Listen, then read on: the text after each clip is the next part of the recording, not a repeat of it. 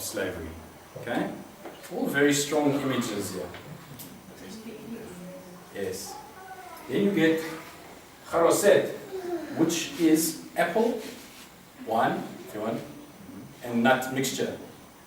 Put it together, it looks like mortar.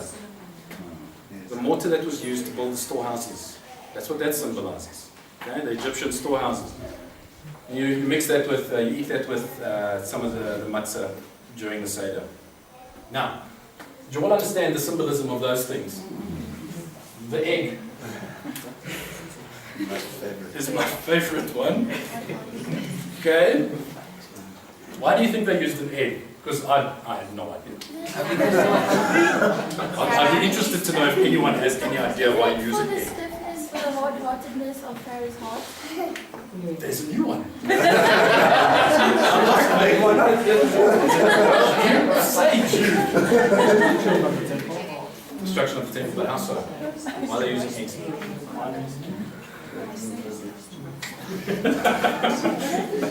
There's no meat to sacrifice. Okay. Right. So what I found some really interesting things. I'll do it in one minute.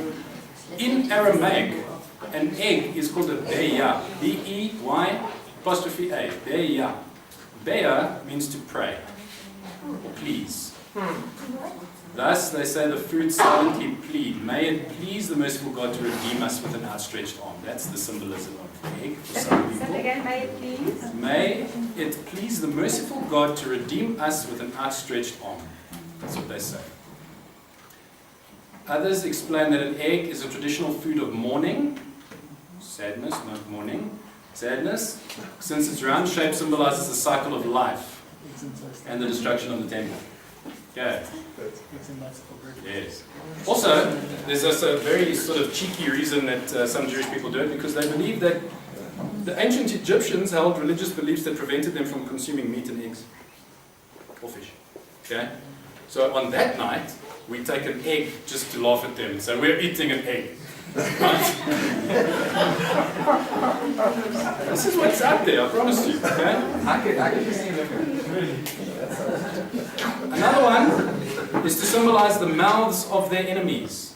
That there's no opening on an egg, it's sealed shut. Okay? Because God protected the Israelite people and they were so awestruck their mouths were sealed shut, all their deities were gone.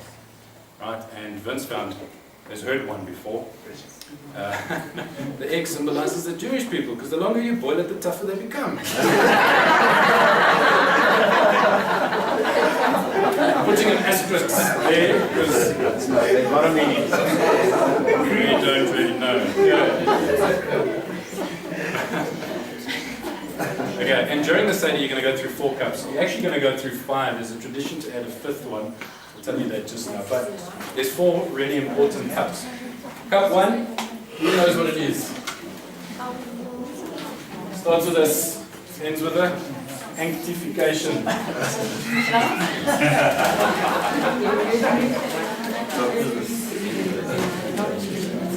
Because they couldn't sacrifice. I will bring you out from under the burdens of Egypt. Okay? This is all in Exodus 6. Sorry, can I just ask something? The egg, wasn't that to replace, because they couldn't slaughter, and Because the temple's gone. because the temple's gone. So isn't that in remembrance that they would roast the egg on fire? Yes, in place of the lamb. Yes. Because they weren't there, the bone was there, Yes. they couldn't eat There's it. so many They reasons had for the this egg egg. instead. Yeah. That's the nice one. Like the others are quite cheeky, but that's quite a nice one. Look, you don't really need the egg. Okay? Don't worry too much about the egg. I think the last person I don't even have this. But okay. Next one. We're talking about Exodus 6 here, okay? Promises, deliverance. Yes, I spelled it right. Okay? Scripture is, I will deliver you from bondage. Next one. The cup that Yeshua most likely would have drank from during his Seder, redemption. I will redeem you with an outstretched arm and with great judgment. Okay, so this is most likely the cup that Yeshua was drinking, where he says in Matthew 26, this is the blood of the new covenant. After that, after all of this, they did the halal and went out, like Vince rightly said. The next one, Could be praise or restoration. Okay. You will be my people and I will be your God. Just very quickly, that's the symbolism right there. Okay. There's another cup which I think is quite nice. Traditional cup of Miriam. Miriam, when you partake of that cup, you're remembering the role that woman played in the family. The role that woman played in the Exodus. Who was singing all that time through the Red Sea crossing? The cross, Miriam, right? She led them in praise, songs of praise. Okay? There's a very important role that women play in our lives. I would not be standing here if it was not for my wife. Okay? Women have this way to lead men to God. Amen. Yep. And I love it because, you know, yes, women, go out, evangelize. Don't get more than one husband.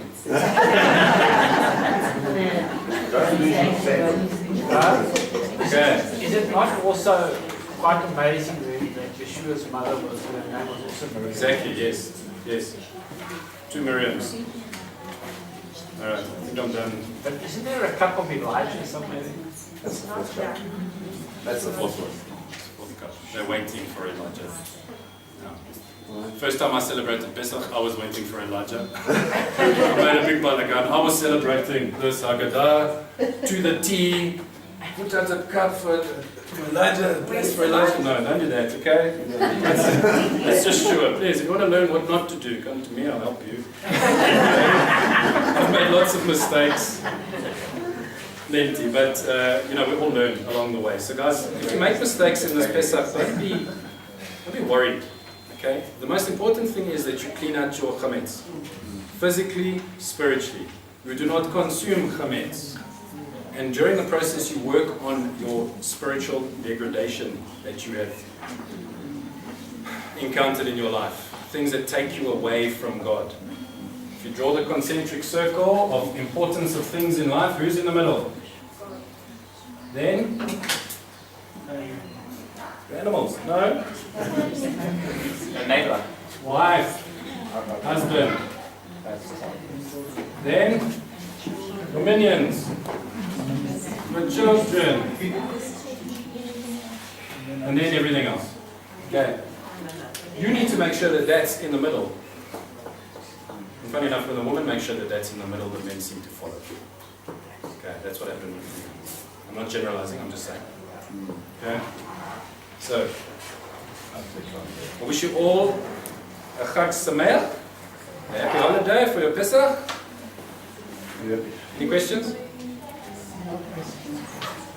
Last week you said you'd mail us your notes. Would you do that, please? Yes, I've added a lot to them. I'll mail them now. I can print the book for you. Okay. You guys all set. You don't have any questions about anything, about any of the imagery that kind of come across?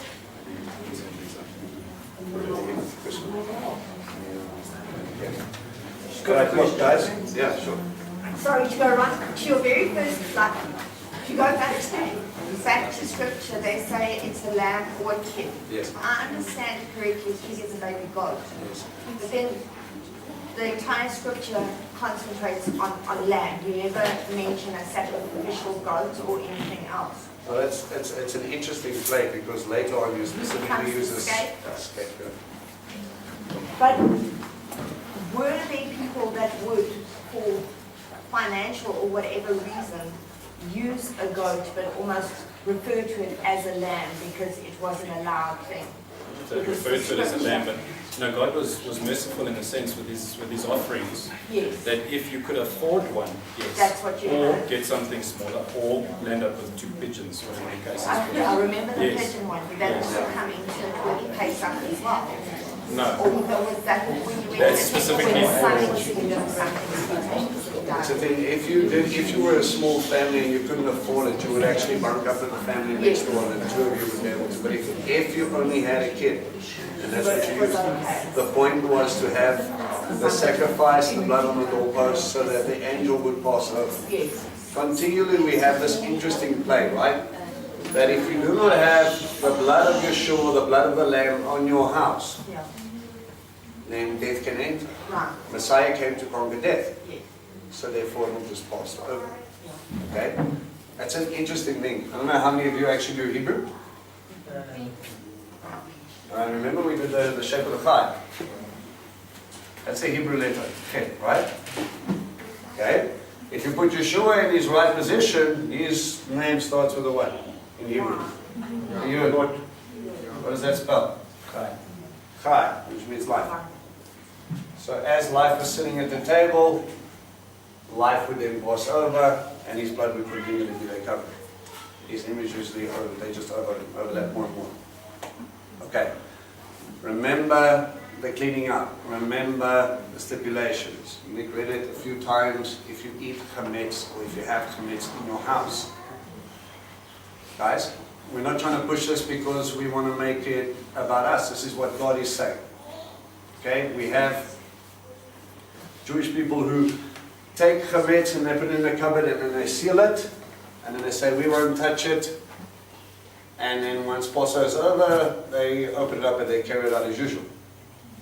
They didn't clean it up. They also have other traditions where you sell it to someone and then you go buy it back. You know, buy back your sin. That doesn't make sense. You want to get rid of the stuff. That's a clean out. Spring cleaning comes from this time. And like I said, it's not just one area, it's not just your kitchen. Go through your house to see all the things that have crept into your life. Things that you might not have noticed. You borrowed something and you haven't given it back yet. You don't know where that thing is. You start to clean up. Sorry, every time I do this, it feels wrong to give the stuff to other people. I know it's good to do good, but when I give it to them, it feels like I'm burdening them with my It's a matter of life and death, it's okay. No, it's not. So- I usually give it to whoever wants it. I put it out at school on the desk and say, help yourself, and people think I'm crazy, but Well, look, it comes down to it. If you have a conviction that you don't want to do that, I know some people do, some people just burn it. kind of If you want to. I mean, I don't have a particular issue. I dish out to whoever needs. Last week you explained to me when I asked you about selling it to somebody and buying it back, you said you were selling your sin and taking it back. But now when this feast is over, we go back to the shops and we buy bread. Aren't we buying the sin in again? Remember, it's what it symbolizes over that time. God's getting you to do introspection. He wants you to go. It's not about the bread. They ate bread, normal bread, all over the time for the rest of the year. It's about wondering for a time, what is making me puff up? What is getting in my way? What is getting in between me and my relationship with God? And that's the thing. He gives us these physical things, like Nick said, he gives you these physical things so you can stop for a second, for a period of 7 days.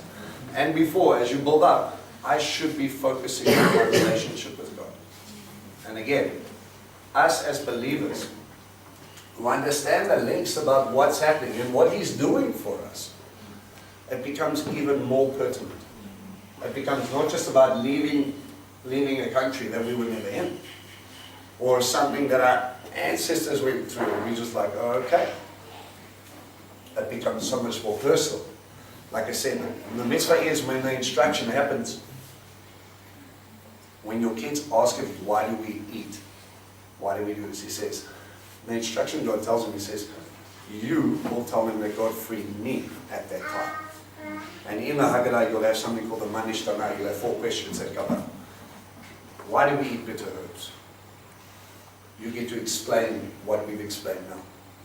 What we want to give you is enough information to help you stop and think about, do I want to celebrate this? What are the implications when I do celebrate this? What am I partaking in my house? Again, it comes down to His celebrations. You're not just celebrating one feast, you're celebrating 3. You can't just have the meal and don't eat the chametz. And I know some of you guys are dealing with, you're staying in a house, one foot is no way, and the other side is, well, I want to keep God's stipulations.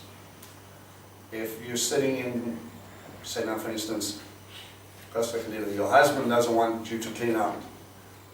Okay? Don't create World War III. You don't eat chametz. Prepare your stuff, keep it separate. If your parents don't clean out, that's because they don't understand.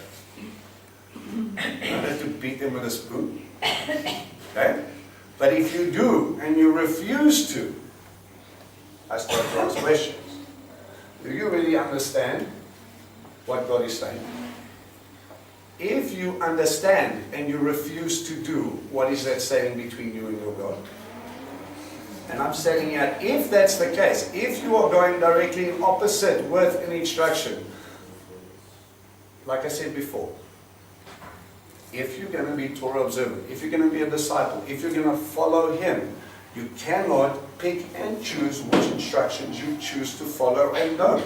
You're either all in, tell me, or you're not, tell me. Guys, and I've said this to you before, and I want to sound mean. This is a place of discipleship. The more you understand, the more I expect you to walk. The more you walk, the more I'm watching your walk. Because my job is to prepare you so you can go out and teach others. I do not want to keep you here for 10 years. I know.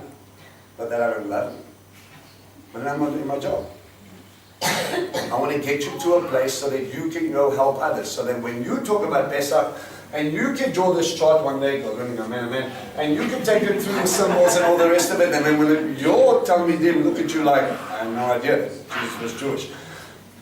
We can get over this and we can expand God's kingdom one person at a time. It is your truth. God is preparing you to go and teach people, to go and train them up. That is the point of a walk. You might not have a fellowship of 100 people. You might have 5. If you teach 1, that's enough. That 1 might go and teach 2. But you've got to get into this thing. You've got to jump in, all in. So you're either obedient or you're a rebel. Look, I look for gold for people, okay? If you're struggling with this, I understand. This is a lot of information you take in. You might struggle with the ideas of this. You might try to still figure out where you are. Take a step back, smile and go, this year, Abba, please. I don't see God going, oh well, therefore you refuse to eat my Pesach. I don't have a buzz.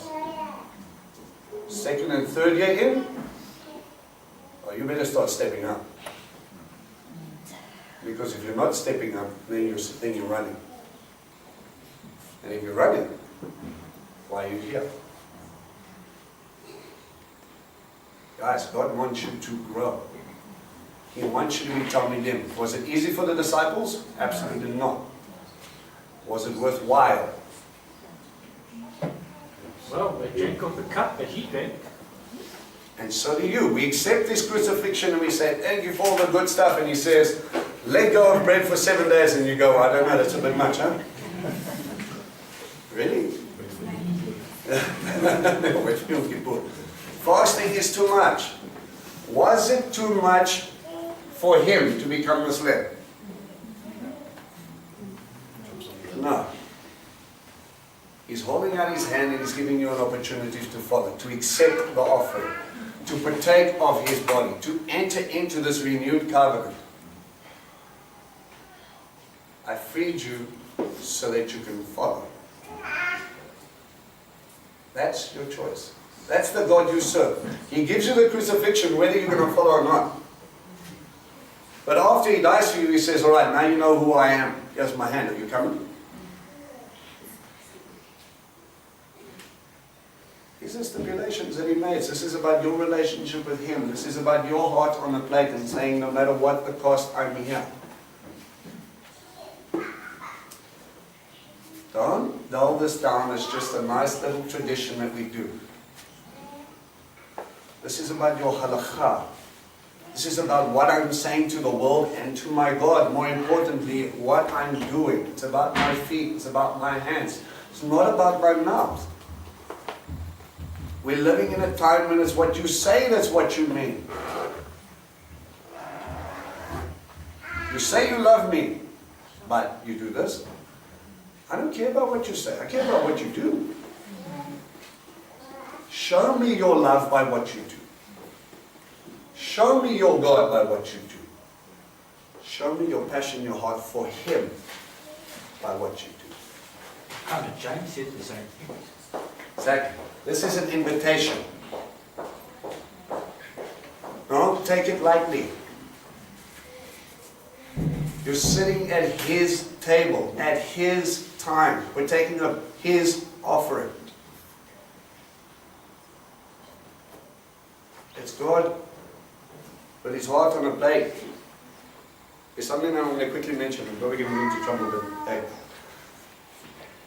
When you look at this cup, I believe he stops. He says he takes a cup after the meal and he talks about his new covenant. Okay? There's an interesting reference to a way a marriage or proposal happens at this time. You guys that have been young, you know the story. When I come to a place where I see a lady and I want to get married to her, I would then go to my father, and my father would go and he would negotiate the bride price with her father. Okay, again, that rivals what you would pay for a house today. Your wife is your investment. It's not a 25,000 rand ring. It's a 1.5 million rand investment. Once the bride price was negotiated, I would go to her with a cup. And I would offer her the cup. And she would have a choice. I'm either going to accept him or not. What I'm saying with this cup is I'm going to give my everything, all that I am to you. And if you drink of it, you're saying, I accept all that you are and I give you everything that I am. Then you're going back to the covenant on Mount Sinai, effectively. To be redeemed, yes. He was echoing what his father had already done. You don't have to look for it. Lifetime application. He goes down, he drops on his one knee and he offers his disciples his life. Once she accepts your betrothed, you belong to him. It just hasn't been consummated yet. If it has not been consummated, I can still walk away. He goes with his father to build onto his father's house. It's an insular styled house. They build a room onto Daddy's house. You would have a communal courtyard. And I would build. She would be in a state of getting ready because he could come back 6 months from now or a year from now. How do we know? You don't. Get ready. Are you sure he's coming back? Well, he said so. Once everything is set up, I would then go back. And I would announce the coming. The brides would do. You don't know. It's 5 o'clock in the morning. I'm on the opposite hill. I blow a shofar. There's 3 of you that are waiting for your husbands. You all come out with lamps, waiting to see who it is.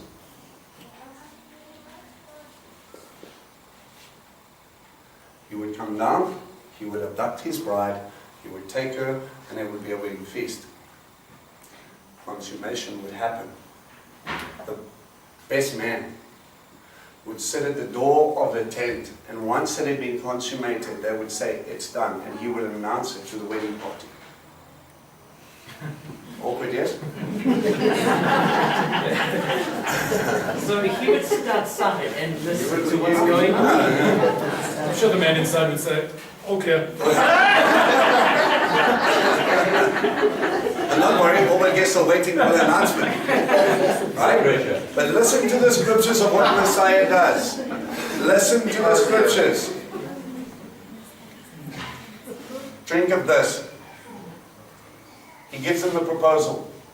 The bride price has been settled. It says in scripture, when you were bought with a price, it was his life. He says, in my Father's house there are many rooms, and I go and prepare a place for you. When are you coming back? No one knows the time or the hour except the Father, because the Father has to give the A-OK that the building's not going to fall on our head. When will he come again? At the sound of a shofar, at a mighty trump. Will he come? He will come and abduct his bride, and he will take it to a wedding feast. And it's funny enough that John the Baptist was the one who says, the one who sat at the entrance of the tent, he says, that's my honor. He's coming for his bride. He recognized him for what he is and what he was going to do. Guys, these are all foreshadows of what's going on here. When you talk about this cup, and we will talk about this cup, it's his heart in a little glass. Will you have me? Will you take everything that I am, every piece of me, every ounce of me, everything that I gave up? Will you drink? Your choice from that moment on. Because if you do, I'm coming back for you. Do not be like the foolish brides who did not have enough oil. They weren't prepared. They weren't expecting his return. He can come back at any time. This is not just about a Seder. This is God's heart on a plate, as always. He's the one who makes it up. He's the one who puts everything there. You cannot accept everything he is. Take the cross, take the crucifixion, take the covering, take all of this, and give him nothing. You have to give him everything. That's the point of a ketubah. That's the point of a marriage. It's a commitment. It's a desire to be there above everything else. And I'm saying, I'm here for now and forever. And he is forever. It's not until death do us part. It's forever.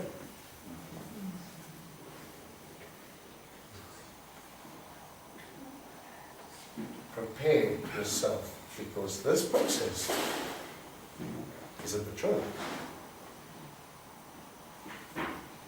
Do not walk into this thing and say, not for me, not my bread, not my chametz. He gives so much more, and he asks you for 7 days.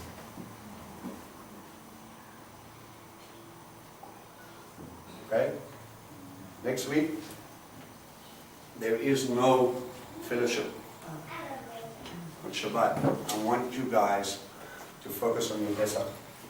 I want you guys to get your houses ready. I want you to get your hearts ready.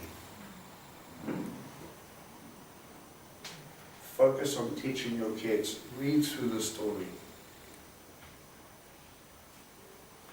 This is a joyous feast. It's a festival. This is not a solemn occasion, but you need to know why you are here.